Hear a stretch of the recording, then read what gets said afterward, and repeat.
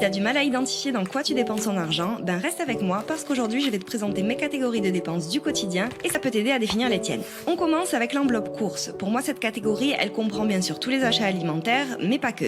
J'y inclus aussi les produits ménagers et d'hygiène de base et la nourriture pour mes chats.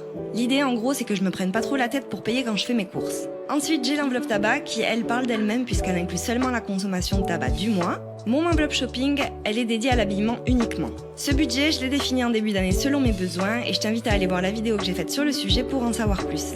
On continue avec l'enveloppe beauté qui comprend pour moi tout ce qui est maquillage, soins et esthétique. Donc pour te donner une idée, un mascara, une crème de visage, des faux ongles ou encore les produits spécifiques pour mes cheveux bouclés, ben tout ça, ça rentre dans mon enveloppe beauté. Ensuite, on a la fameuse enveloppe d'hiver au nom si vague et mystérieux.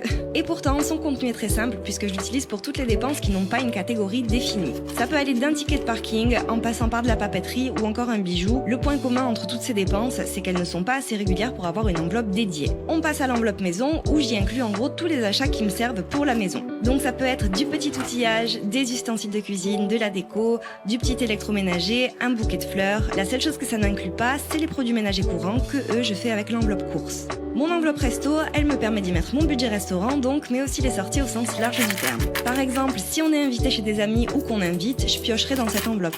Si on va au ciné avec mon copain, ce sera aussi cette enveloppe pour l'instant, mais je pense de plus en plus à créer une enveloppe dédiée pour les loisirs. Et pour finir, on a l'enveloppe pharmacie avec laquelle je paye tout ce qui est médicaments et assimilés, donc Doliprane, pansements, compléments alimentaires, etc. etc.